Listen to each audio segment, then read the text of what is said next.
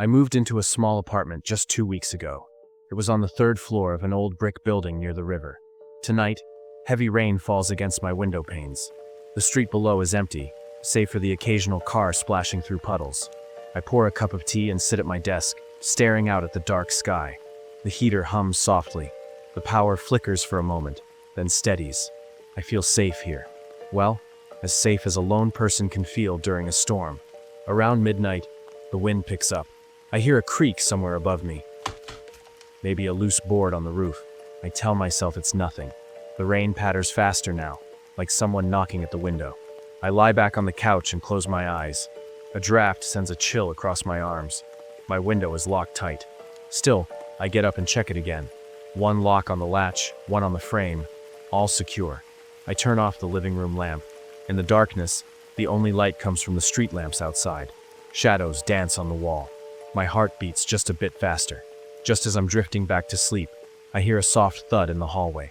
It's quiet, but clear. A single knock, too heavy for the wind. I freeze. My phone lies on the coffee table. I thought about calling the front desk, but this is an older building with no guard. Instead, I grip a book and edge toward the door. Another thud, this time closer to my door. I press my ear against the wood. Silence. Then a soft scrape, like a shoe dragging on the mat. I step back, heart in my throat. I don't know who or what is out there. I retreat to the corner of the room, hugging the book. The rain drums louder. The heater clicks off. The darkness deepens. Then I hear it, breathing. Slow, uneven breaths right outside my door. My pulse races. I can feel each heartbeat. I strain to listen. The breathing stops. A pause. Then, something slides along the floor. I can't tell if it's the frame shifting or footsteps. Panic rises. I fight the urge to scream. I want to wake my neighbor, but her door is 2 apartments down. The hallway light flickers through the crack under my door. I see a thin line of pale yellow. For a split second, the door shakes. Then it's still. I inch closer and look through the peephole. It's foggy from the rain. I can't see a face, but I think I make out the shape of a tall figure, hunched under a wet coat, pressed against the door. I press myself back against the wall, breathing so lightly I barely move. I consider crawling to the window, but it's barred. Old safety bars to stop anyone from falling. An idea strikes me. I creep to the small kitchen and grab a metal ladle. It feels heavy in my hand. My legs shake, but I hold the ladle tight. I stand by the door, ladle raised. The figure taps again. Light, slow taps, like someone counting seconds. My voice catches. I whisper, "Go away." No answer. Another tap, louder. The door jiggles. My fingers slip on the ladle's handle. I gasp and drop it. The ladle clatters across the floor. The figure steps back. The light under the door widens. I hear soft footsteps retreating down the hallway. I can't wait to see more. I fling myself against the deadbolt. The chain clicks into place. I lock it again and again. I sink down onto the floor, trembling. The rain pounds as if it wants to come inside. My phone rings. My friend calls to check on me. I answer in a shaky voice, barely able to speak. I tell her I'm okay. Mostly. I told her I'll call again tomorrow. I hang up and sit in the dark, listening to the storm.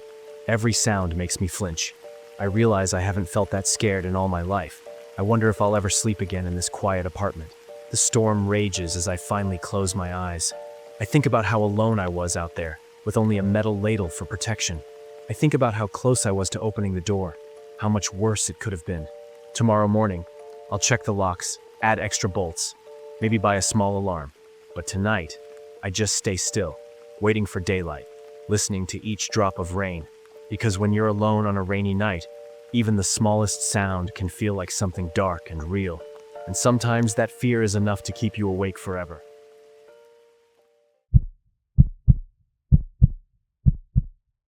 I live alone on flat, empty farmland. The nearest paved road is a highway, but everything else is dirt or gravel. My little house stands by itself, miles from any neighbor or town. I'm 43, retired early, and I spend most days inside. For a week, rain had fallen without stopping. The sky was gray, the ground was soft, and the air smelled of wet earth. That afternoon, shortly after noon, I felt the urge for a break. I stepped onto the front porch with a cigarette and leaned against the railing. The rain tapped on the metal roof above me and ran down the porch boards. I watched the field in front of me, where grass and low weeds bent under the drops. I was calm, alone with the sound of water.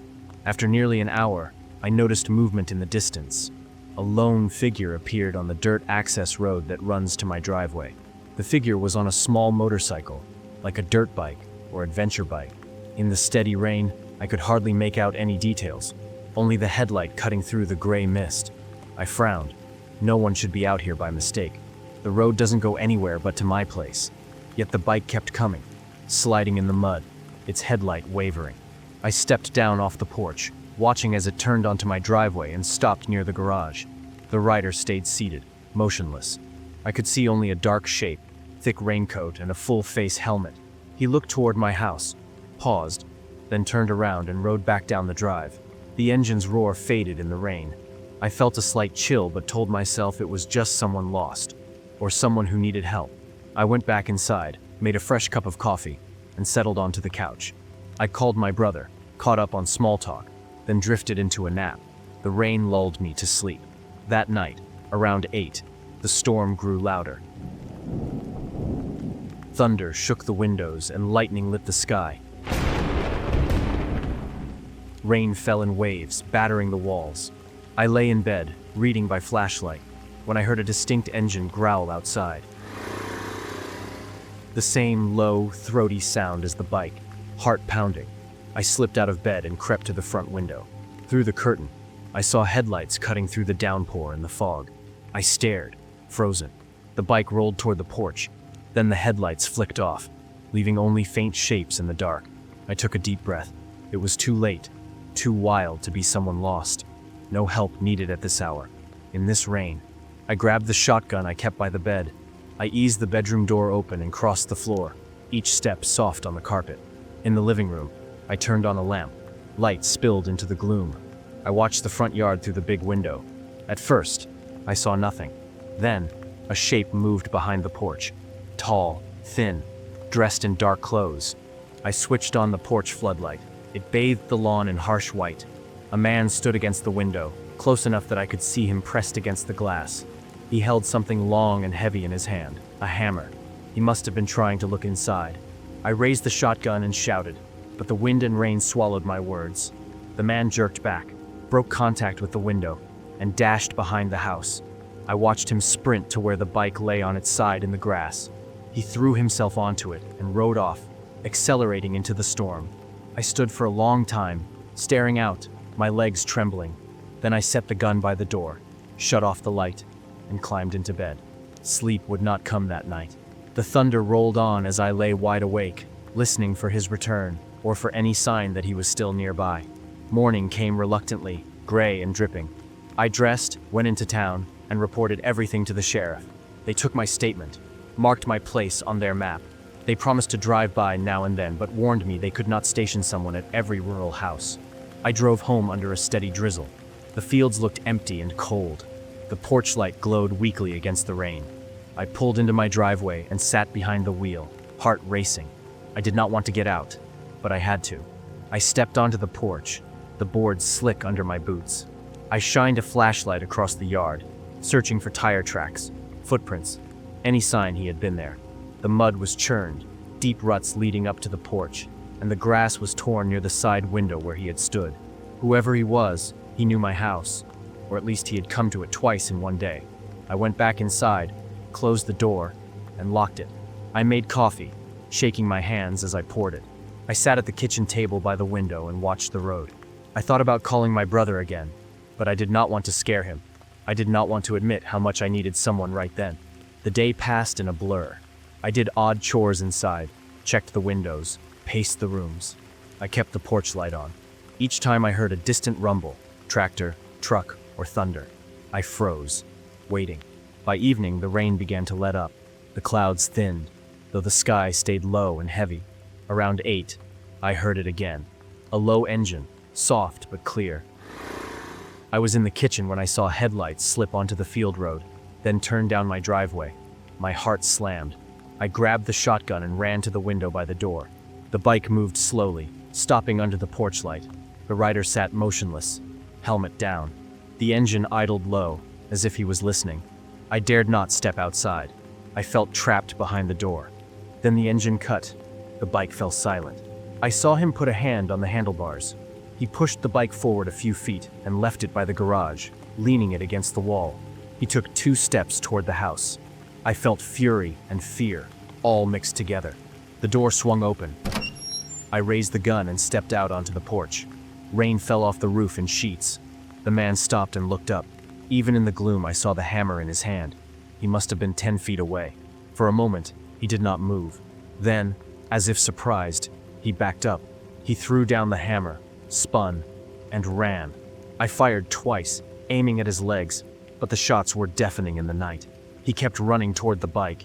He threw himself on it and roared off down the drive. I stood on the porch, shotgun smoking, stomach tight. I called out, but no answer came. The only sound was the bike fading into the distance. After long minutes, I went back inside. I locked every door and window. I turned every light on. I sat in the living room, shotgun across my lap, and waited for sunrise. When morning came, cold and quiet, I found the hammer by the garage. It lay in a puddle, its handle soaked. I picked it up and felt the weight in my hand. I dropped it back on the ground. I called the sheriff again. They came, took the hammer as evidence, and drove off, promising to keep an eye out. They warned me again. There was little they could do in that area, but they would patrol nearby roads. I spent the rest of the day repairing the porch light and clearing mud from the driveway. I left no trace of blood or fire from the shotgun. I did not want the house to look like a crime scene. Night fell with a faint glow on the horizon. The air was cooler. The earth smelled damp. I stood on the porch, looking across the fields. I felt both fear and resolve. I had faced him once, then twice. I had defended my home, but I knew he might come back. He had chosen this place. He had tried to break in. He had brought a hammer, hidden by rain and darkness. I stepped back inside and locked the door behind me. I laid the shotgun on the table beside my chair. I did not sleep that night. The lamp stayed on. I listened to the wind and to the rain that had returned. Every time I heard a soft splash in the mud, I sat up. Every distant rumble made me tense. Every flicker of light on the window made my heart race. If you're still watching in the dark, you're braver than most. Hit that like button and share it with someone who loves a good scare. And don't forget to subscribe. You never know when the next chilling stories will drop.